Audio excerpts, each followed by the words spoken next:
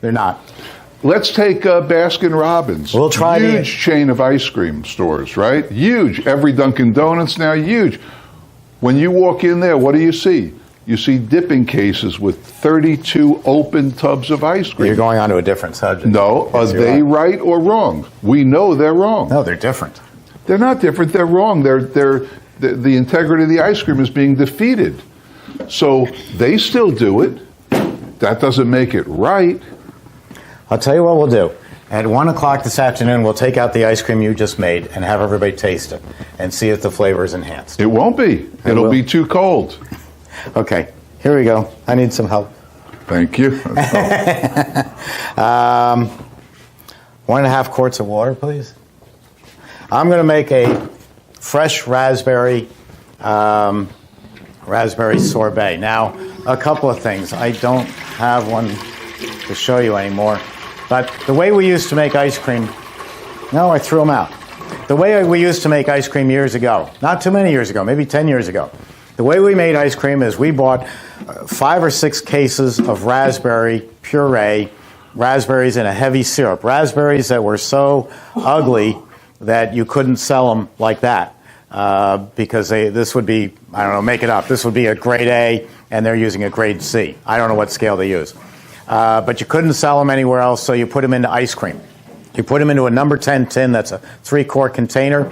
You throw in corn syrup.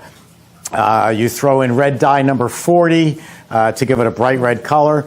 And you ladle it out and you put it into your ice cream machine, and we called that raspberry ice cream. That's the way we made ice cream. We grew up on that. We loved it. It was fine. Then came along the millennial age group, 21 to 39 on average, and they said, you know what, we want better quality food. We don't see why we have to make ice cream like that.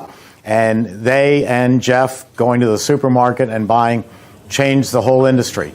My good friends who make stuff in cans are hurting because everybody in this room is making it fresh. So it probably cost me a third more to buy these beautiful raspberries. These came from product of Mexico. These beautiful raspberries, as opposed to buying it in a can that was packaged 2 years ago and has a shelf life that will take it to the year 2040. I've got a fresh product in here. I'm going to put it in with fresh sugar and water, and that's it. It's about as simple as you can get. Now,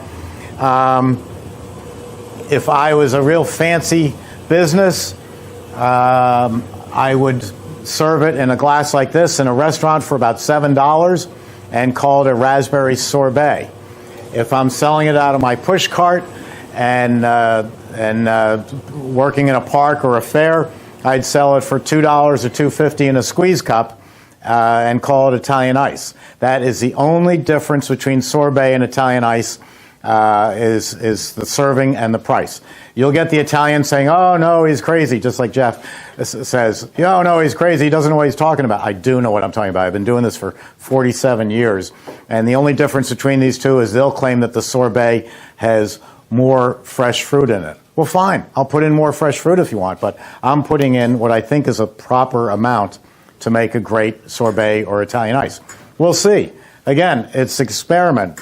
We may adjust this after you taste it and say 2 more packets of raspberries, or it was just fine. I can't imagine needing less. That would never happen. So let's get this going.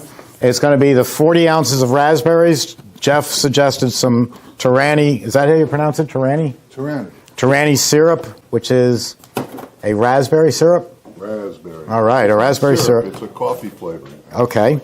A bag of chocolate chip minis, which I don't think I've seen yet. Right here. Great. Water and sugar. I would have used a lemon, but Paula forgot to pick it up just to give a little bit extra tartness, but it's not the end of the world. But you could put in an ounce of lemon juice if you wanted. So this is pretty simple. We're going to mix it all up in a bucket. And You just need your sugar. It's behind me. Okay. Right here? Yes, it's in front of me. Okay. So 1.5 pounds of sugar. I've got my great digital scale over here.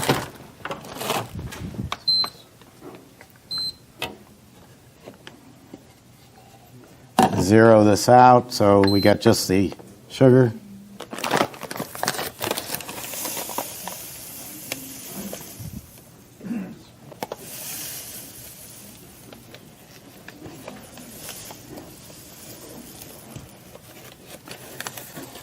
Okay, that's my 1.5 pounds of sugar.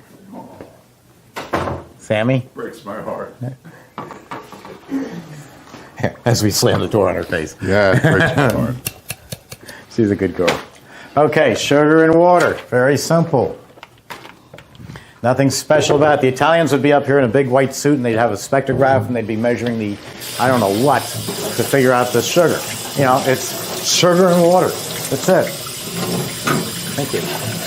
So rather than pour it in the machine and cut the life of the blades down, I'm just going to mix this up. It mixes very gently. And he doesn't even pay for the blades. Yeah, that's right.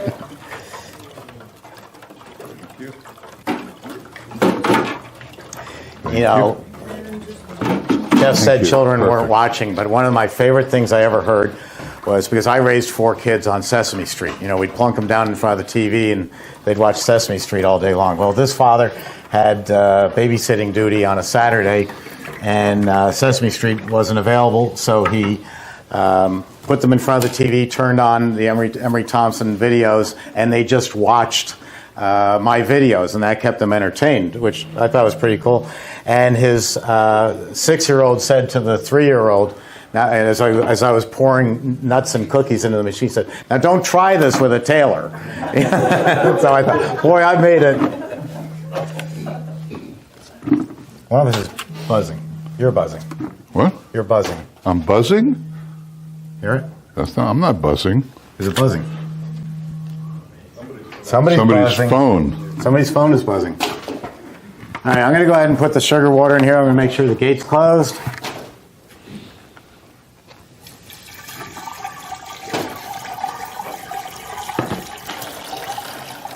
Whoops.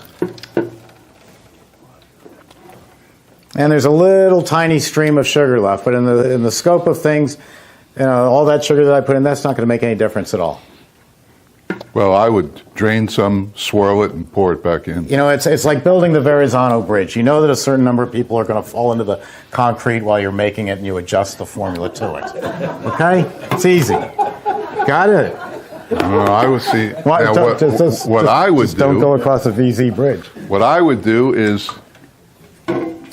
I would release a little. I didn't mix it. And swirl it. Yeah. And pour it back in so I get the true amount of sugar that I had intended. And you thought this was going to be a half-day class. And we'll be here till next Tuesday. Okay, so I'm going to teach you how to do it right. I'm going to start this up. Whoops, I'm going to hit Italian ice and start. And I'm going to turn on the refrigeration. Now we're freezing. Now I'm going to put these in, all those raspberries. Don't try this with a Cappuccini. You can't do it. Or an electro-freeze. Get that dig in.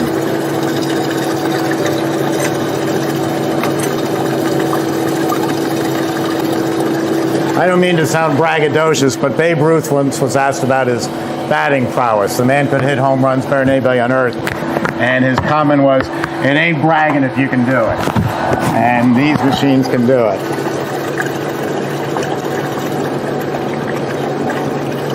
Oh, there went one. It's going to ruin the whole formula.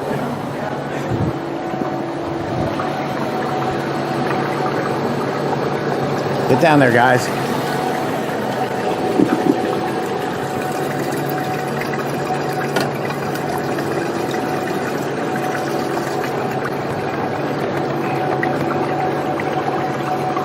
Wow.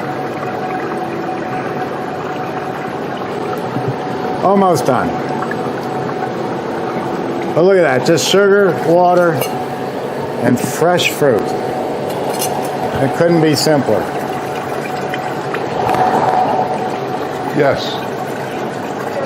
First, most other fruits besides raspberry before you put it in. Would I or does he? Either one. That gives you the answer. Seeing this, just pouring the chips right in? Yes, I would take the raspberries, put them in the Ninja with a cup of this stuff, and make a slushy. Want to give me a cup of this? Can't measure a cup by now? How long you been in business? No, I don't make ice cream every day.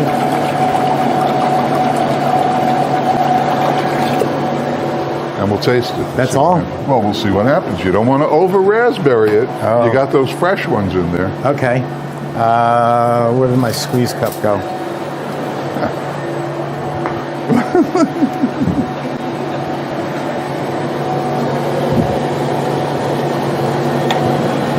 Here you go.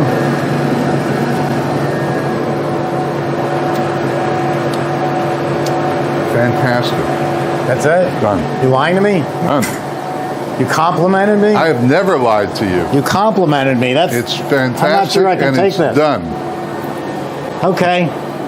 So write that down, a cup of Torani. That is extraordinary. Just tell people you use tarantula sauce. Why don't you put it in here so they can see the beautiful color when it comes out? Oh, good idea. Okay. Any questions on Italian ice? That's going to be a great color too. Yeah. So the color is going to be all natural too. Now, there's different variations of Italian ice. There's cream ice.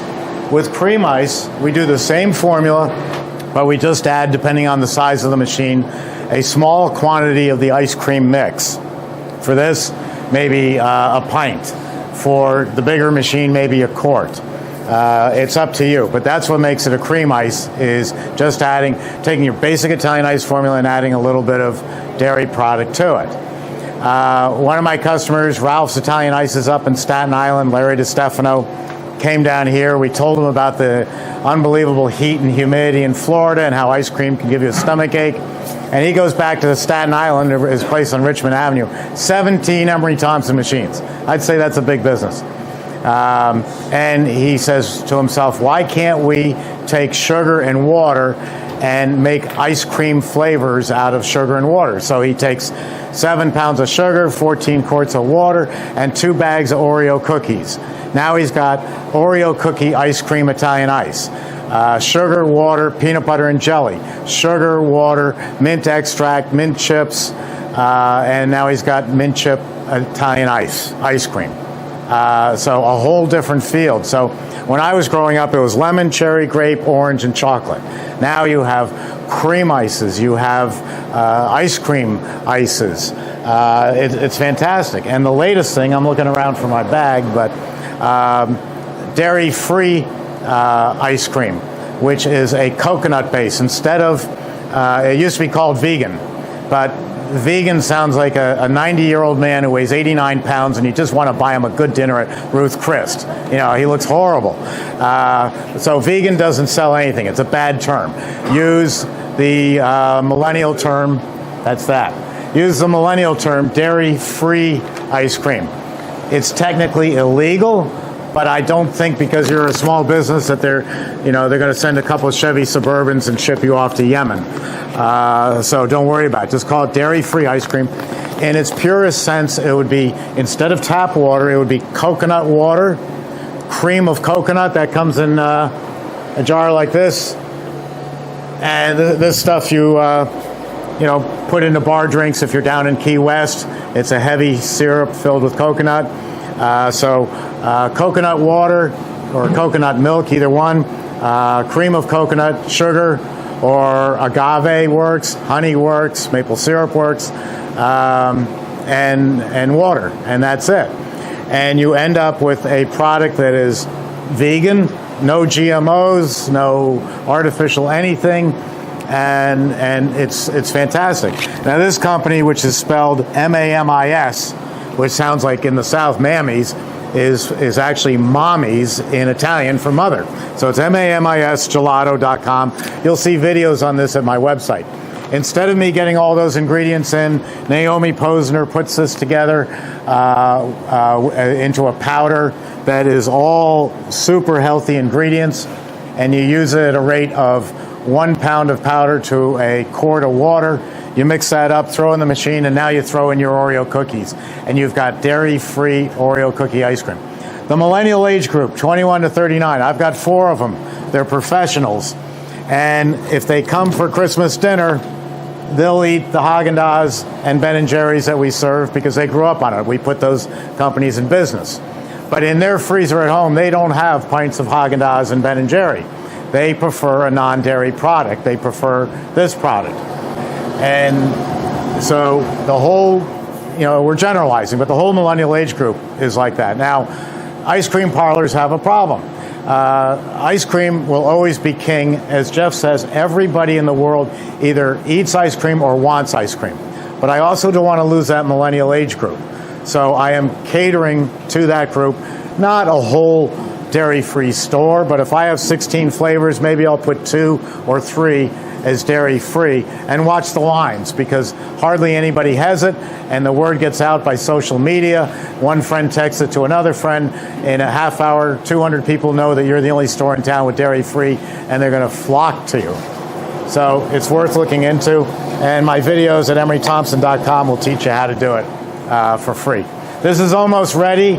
All I'm doing is checking it, and it's looking very nice. I could pull it right now if I was Jeff. I'm going to pull it a little stiffer just so that you'll see it, but this product is finished.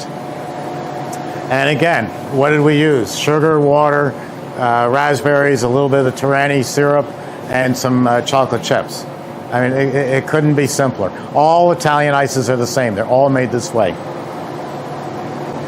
You like that look? All right. I'm going to turn on, and look at that nice natural color. So watch how fast this comes out. There's your product. Unlike other machines, we're in the speed business. We want to get things done. And you can do this 24 hours a day, 7 days a week, probably for the next 40 years. That's the average lifespan. That lady in Baruch, she's got at least another 10 years to go on her machine. And that's going to be good. And in all ice creams and all ices, you plan your light flavors and work down so you don't have to rinse out the machine. I would do lemon, then orange, and then cherry, then grape, and then red raspberry. Each one is a little darker than the next. And we disagree on that. Okay. Remember what we went over, right? It's not the color, it's the inclusions. Oh, absolutely. That's why I can't make anything right after this because it's got chips in it. Right, but you can make lemon right before it. That's right, which I would have. And you can make chocolate right before it. Chocolate's easy to rinse. You don't have to rinse it. Not if I'm going to raspberry. It's going to turn it muddy. No, it won't. No, it won't. All right. The percentage is so small. Okay, shut the machine. Let's give them some ices. No dairy, right? These are Italian ices. No dairy. This is Italian ices. Sorbet, sorbetto, and it is dairy-free. And it's going to be good.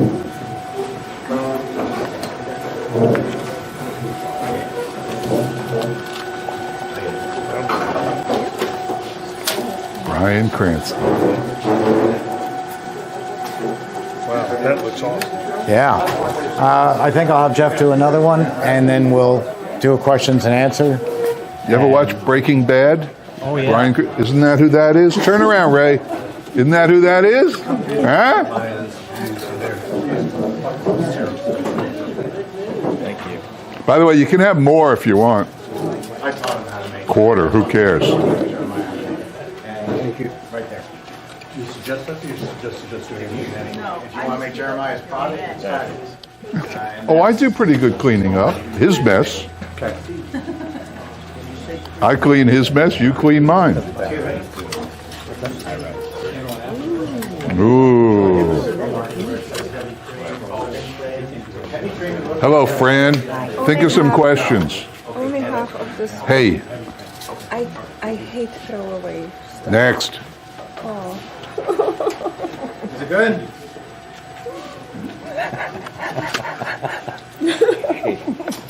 Thank you. If you were on time this morning, I wouldn't bust them. I had to eat everything off my plate when I was. Is that what it is in the Czech Republic? They teach you that? It was in the communist times. Did you know she's a communist? Did you know that I have a communist working for me? Well, we have a communist in the audience now, too. Thank you. Thank you, sir. Just a little bit strong. Good mic handsome. Whatever. Thank you. Hey Jeff, is the sweetness gonna change coming right out of the machine? No, versus just the freezing? time. So if it's super sweet right away, it's gonna be super sweet whenever it's served. The sweetness won't It change. just- okay. Quick question. If you're doing alcoholic-based ice cream, I'm looking at a lot of the recipes I have, and it's, of course, it's adding an egg or Christy, just take him a this. lot of heating up, like the gelatin and stuff. Does that cut out? Does the machines cut all of that out as well? Or I still have to follow the recipe as it is? We're gonna just gonna make one more product, and then we're Throw it in gonna and make it. do a So I can questions just and throw the answers. alcohol in there and it Absolutely. You don't need prep time. Wow. So we'll keep going as long as that's fine. If anybody wants to get up and walk around, use the facilities, go right ahead. But Jeff will start up right away. Oh, you want some for Mike? We just gave it to him. Okay. She brought him a bucket. He told me to. Sounds like a feed by your. Well, you haven't met, you know Mike.